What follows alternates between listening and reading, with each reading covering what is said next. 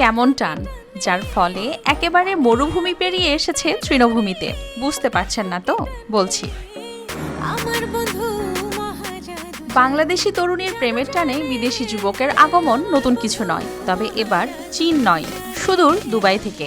ভালোবাসার মানুষকে বিয়ে করতেই হাজার মাইল পথ পাড়ি দিয়ে ছুটে এসেছেন 50 আরব নাগরিক সোলেমান, যার পূর্ণতা দিতেই বসেছেন বিয়ের পিঁড়িতে।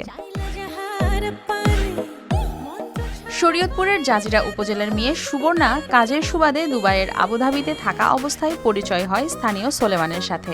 শুরু হয় বন্ধুত্ব, আর সেখান থেকে ভালোবাসা। পরে দুই পরিবারের সম্মতিতে আয়োজন করা হয় বিয়ে। গেল 15 জুন জমকালো অনুষ্ঠানে সম্পন্ন হয় তাদের বিয়ে। সম্পর্ক হয়েছে, আমি ওইখানে ছিলাম, ওইখান থেকে আমার সম্পর্ক হয়েছে। তার সাথে আমার পরিচয় ছিল, দেন তার সাথে আমার রিলেশন ছিল। সে আমাকে ভালোবাসছে বিয়ে এখানে আসছে। বিয়ে উপলক্ষে পুরো আয়োজনের ব্যয় বহন করেন সোলেমান নিজেই।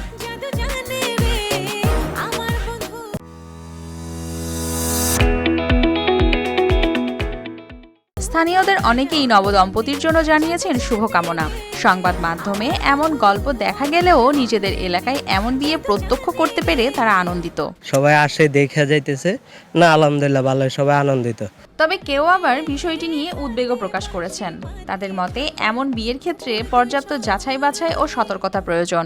এরকম হুটহাট করে বিদেশ থেকে ছেলেরা এসে বিয়ে করে মাঝে মাঝে শুনি, কিন্তু সেই বিয়ে কতদিন ঠিক এটাও আমরা জানি না। এখন এইগুলো যাচাই বাছাই করেই বিয়েটা করা উচিত। পুলিশ জানিয়েছে বিষয়টি সম্পর্কে আগে থেকে কোনো তথ্য না থাকায় তারা খোঁজ খবর নিয়ে বিস্তারিত জানাবেন। তবে সব আলোচনা সমালোচনার মাঝেও নতুন জীবন শুরু করেছেন সোলেমান ও সুবর্ণা। এখন তাদের একটাই প্রত্যাশা, ভালোবাসার এই সম্পর্ক যেন টিকে থাকে সারা জীবন। News desk, RTV।